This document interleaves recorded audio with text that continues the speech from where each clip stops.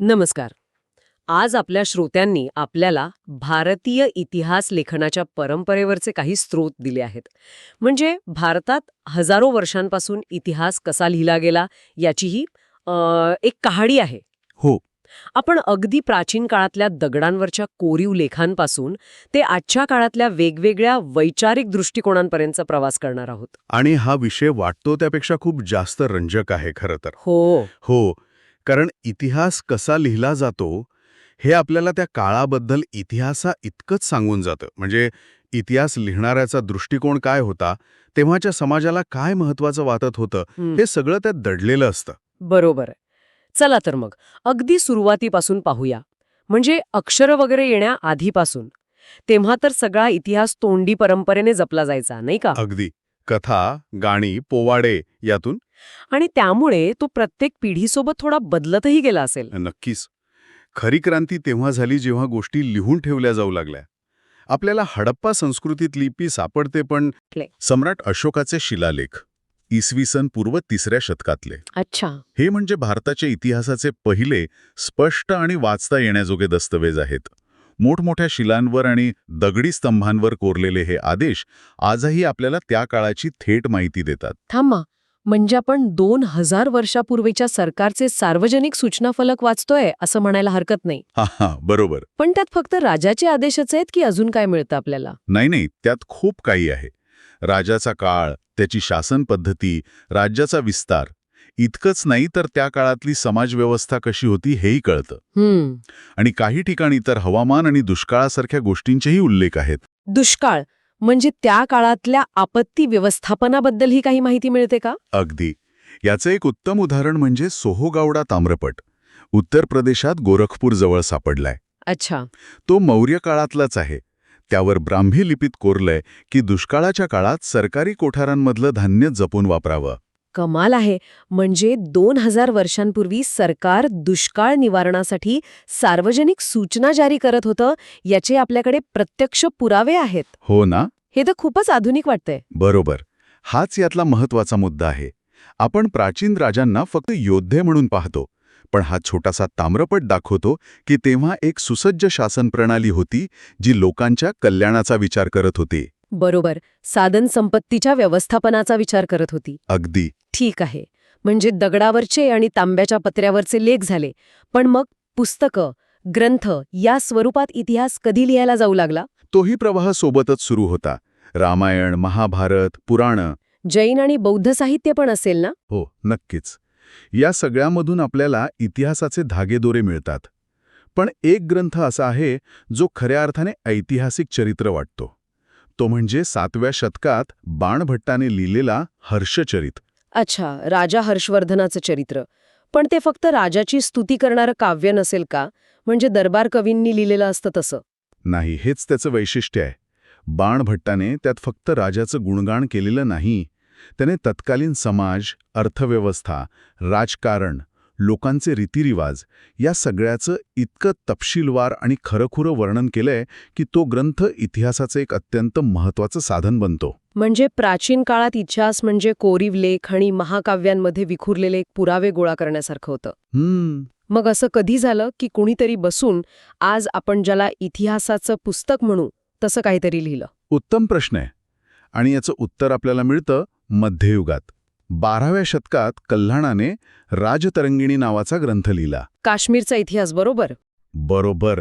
हा काश्मीरचा इतिहास आहे आणि तो आधुनिक इतिहास लेखनाच्या खूप जवळ जाणारा मानला जातो. तो आधुनिक का वाटतो? म्हणजे त्यात काय वेगळं आहे असं? त्याची पद्धत. कल्हाणाने स्वतःच लिहून ठेवलंय की त्याने हा ग्रंथ लिहिताना फक्त ऐकीव गोष्टींवर अवलंबून न राहता अनेक साधनांचा अभ्यास केला. अच्छा. त्याने जुनी नाणी तपासली, प्राचीन वास्तूंचे अवशेष पाहिले, जुने कोरीव लेख वाचले. म्हणजे त्याने अक्षरशः संशोधन करून पुरावे तपासून मगच इतिहास लिहिला. अरे वा. ही चिकित्सक वृत्ती त्याला आधुनिक इतिहासकारांसारखं बनवते. वा. म्हणजे फॅक्ट चेकिंगची परंपरा तेव्हापासून आहे. मग मध्ययुगात मुस्लिम राज्यकर्ते भारतात आले, त्यांच्यासोबत इतिहास लिहिण्याची काही वेगळी पद्धत आली का? हो, नक्कीच. त्यांच्यासोबत अरबी आणि फारसी इतिहास लेखनाची एक मोठी परंपरा आली. त्यांच्या दरबारात इतिहासकार असायचे जे राजाच्या कारकिर्दीची नोंद ठेवत. यात जियाउद्दीन बर्नी नावाचा एक इतिहासकार होता. ज्याचा विचार त्या काळाच्या मानाने खूपच पुढचा होता. राजा कुठे चुकला, त्याची धोरणं कशी फसली हे पण सांगितलं पाहिजे. अच्छा. इतकंच नाही तर त्या काळातले विद्वान, संत, साहित्यिक यांचा लोकांवर काय प्रभाव होता हेही इतिहासात यायला हवं. म्हणजे त्याने इतिहासाची व्याप्ती फक्त राजा महाराजांपुरती मर्यादित ठेवली नाही. म्हणजे दरबारात बसून राजावर टीका करण्याचं धाडस? मग मुघल काळात तर ही परंपरा अजूनच वाढली असणार. अकबराविषयी तर खूप लिहिलं गेलंय. हो, अकबराच्या दरबारात अबुल फजल होता, ज्याने अकबरनामा लिहिला. त्याने तर माहिती गोळा करण्याची एक पद्धतच तयार केली होती. म्हणजे एक सिस्टम होती प्रॉपर. अगदी. सरकारी कागदपत्रांची तपासणी करणे, वेगवेगळ्या लोकांच्या मुलाखती घेणे आणि मग त्या सगळ्या माहितीची विश्वासार्हता तपासूनच लिहिणे यावर त्याचा भर होता. पण तो तर अकबरासाठीच काम करत होता ना? मग तो किती निष्पक्षपातीपणे लिहू शकला असेल?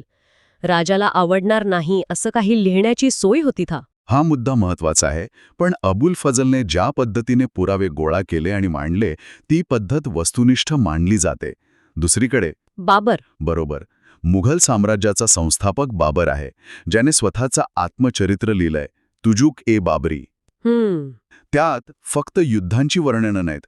तो ज्या प्रदेशातून गेला तिथली शहरं, तिथली फळं, फुलं, प्राणी, लोकांचे व्यवहार यांचं इतकं सूक्ष्म निरीक्षण त्याने नोंदवलंय की वाचून थक्क व्हायला होतं. आपण मोठ्या साम्राज्यांबद्दल बोललो, पण महाराष्ट्रासारख्या प्रादेशिक पातळीवर इतिहास कसा लिहिला जात होता? त्यासाठी आपल्याकडे बखर हा एक वैशिष्ट्यपूर्ण प्रकार आहे. हो, बखरी. बखरी म्हणजे शौर्यकथा, लढायांची वर्णनं आणि महत्त्वाच्या व्यक्तींची चरित्र. जसं की कृष्णाजी अनंत सभासद यांनी लिहिलेली सभासद बखर. त्यातून शिवाजी महाराजांबद्दल खूप माहिती मिळते. अगदी. छत्रपती शिवाजी महाराजांच्या कारकिर्दीची इतकी सविस्तर माहिती मिळते. मग भाऊसाहेबांची बखर आहे, जी पानिपतच्या लढाईचं वर्णन करते.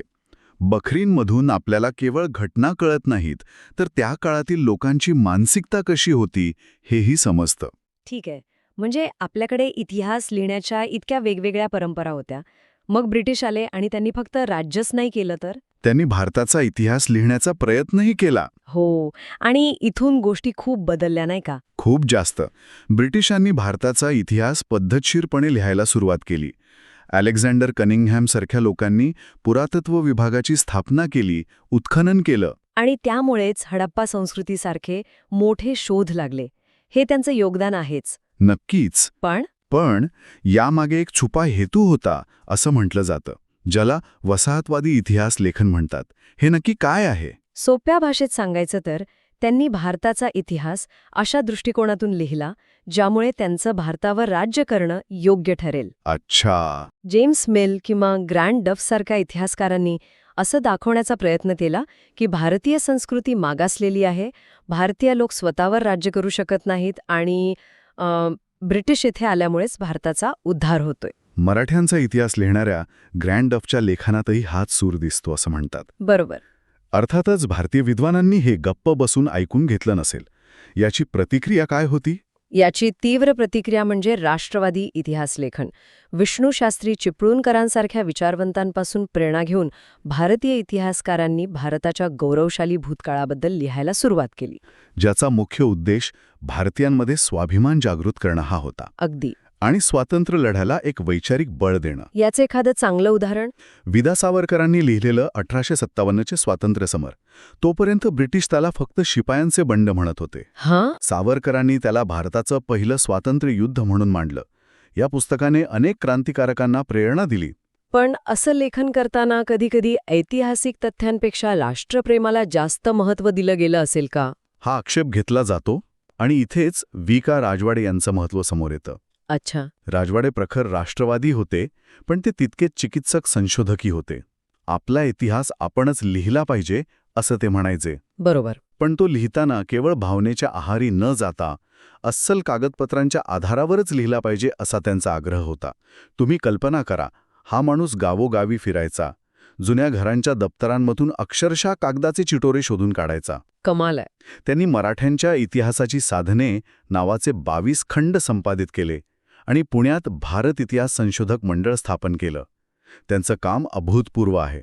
म्हणजे स्वातंत्र्यापूर्वी इतिहास लेखन हे एक प्रकारचं वैचारिक युद्धक्षेत्र बनलं होतं? हो, एक प्रकारे. मग 1947 नंतर देश स्वतंत्र झाल्यावर काय बदललं? तेव्हा इतिहासकारांनी कोणाला उत्तर देण्याची गरज नव्हती? स्वातंत्र्यानंतर इतिहासकारांनी राजा महाराजांच्या इतिहासापलीकडे पाहायला सुरुवात केली. समाज कसा होता, अर्थव्यवस्था कशी चालत होती, सामान्य माणसाचं जीवन कसं होतं. यावर लक्ष केंद्रित झालं. हो, आणि यातून 3 मोठे प्रवाह समोर आले. मार्क्सवादी, वंचितांचा म्हणजे ज्याला सबऑल्टर्न म्हणतात तो, आणि स्त्रीवादी इतिहास. या तिन्ही संकल्पना थोडक्यात समजावून सांगाल का? आधी मार्क्सवादी इतिहास म्हणजे काय? मार्क्सवादी इतिहासकारांनी इतिहासाकडे आर्थिक दृष्टिकोनातून पाहिलं. त्यांच्या मते कोणत्याही समाजातला खरा संघर्ष हा उत्पादनाची साधनं आणि संपत्तीच्या वितरणावरून असतो. अच्छा. त्यामुळे त्यांनी इतिहासातल्या आर्थिक बदलांचा आणि त्याचा सामान्य लोकांवर काय परिणाम झाला याचा अभ्यास केला. दामोदर कोसंबी हे या प्रवाहातील एक मोठं नाव आहे. आणि दुसरा, वंचितांचा इतिहास. हे नावच खूप काही सांगून जात आहे. हो, आत्तापर्यंतच्या इतिहासात जे लोक नेहमीच परिघावर राहिले, दलित, आदिवासी, शेतकरी, कामगार, ज्यांना कधीच कोणी विचारलं नाही, त्यांच्या नजरेतून इतिहास लिहिण्याचा हा प्रयत्न होता. आणि याची सुरुवात भारतात खूप आधीच झाली होती, नाही का? अगदी. महात्मा ज्योतिराव फुले यांनी गुलामगिरी लिहून शूद्रातिशूद्रांचा इतिहास मांडला. पुढे डॉक्टर बाबासाहेब आंबेडकरांनी त्यांच्या लेखनातनं दलितांना इतिहासात कसं अदृश्य करून टाकलं गेलं हे अत्यंत प्रभावीपणे दाखवून दिलं. त्यांच्या कामामुळे इतिहास लेखनाची चौकटच बदलली. आणि मग तिसरा प्रवाह, स्त्रीवादी इतिहास, म्हणजे इतिहासातील स्त्रियांचा शोध. बरोबर. कारण आत्तापर्यंतचा इतिहास बहुतांशी पुरुषांबद्दल आणि पुरुषांच्या दृष्टिकोनातून लिहिला होता. त्यात स्त्रिया एकतर नव्हत्याच किंवा असल्या तरी त्या कुणाची तरी आई, बहीण व पत्नी म्हणूनच होत्या. अगदी. स्त्रीवादी इतिहासकारांनी स्त्रियांच्या नजरेतून इतिहासाकडे पाहिलं. याचीही मुळं आपल्याला 19व्या शतकात सापडतात. ताराबाई शिंदे यांनी 1882 मध्ये स्त्री-पुरुष तुलना नावाचं एक पुस्तक लिहिलं, जे भारतातील पहिलं स्त्रीवादी लेखन मानलं जातं. हो. त्यांनी स्त्रियांच्या योगदानावर, त्यांच्यावर होणाऱ्या अन्यायावर आणि त्यांच्या इतिहासातील स्थानावर प्रकाश टाकला. वा, म्हणजे दगडावरच्या राजाच्या आज्ञेपासून ते समाजाच्या तळाशी असलेल्या माणसाच्या अनुभवापर्यंत इतिहास लिहिण्याचा हा प्रवास किती मोठा आणि गुंतागुंतीचा आहे. अगदी. आपण आज जे काही पाहिलं त्यातून एक गोष्ट स्पष्ट होते की इतिहास कधीच स्थिर नसतो. तो सतत लिहिला जात असतो, त्याचा अर्थ लावला जात असतो. आणि तो कसा सादर केला जातो यावर आपला वर्तमानाबद्दलचा दृष्टिकोन ठरतो. बरोबर. याचाच अर्थ जेव्हा आपण इतिहासाचं कोणतंही पुस्तक वाचतो तेव्हा आपण फक्त घटना वाचत नसतो, तर त्या लेखकाचा दृष्टिकोनही वाचत असतो. हे प्रवाह समजून घेतल्यामुळे आपल्याला ते अधिक चांगल्या प्रकारे कळू शकतं. हो. आणि म्हणूनच इतिहास वाचताना हे विचारणं महत्त्वाचं आहे की हा इतिहास कोणी लिहिला आहे, तो का लिहिला आहे आणि त्यात कोणाचा आवाज वगळला गेला आहे. आजच्या चर्चेच्या शेवटी एक विचार मनात येतोय. आपल्या स्रोतांमध्ये सर यदुनाथ सरकार किंवा गो. स. सरदेसाई यांच्यासारख्या काही इतिहासकारांचा उल्लेख आहे, हो. ज्यांनी कोणत्याही विचारधारेत न अडकता वस्तुनिष्ठपणे इतिहास लिहिण्याचा प्रयत्न केला. पण मला प्रश्न पडतो की कोणताही पूर्वग्रह किंवा वैचारिक दृष्टिकोन बाजूला ठेवून इतिहास लिहिणं खरंच शक्य आहे का? की प्रत्येक इतिहासकार कळत नकळतपणे स्वतःचा दृष्टिकोन त्यात आणतोच? यावर विचार करायला हरकत नाही.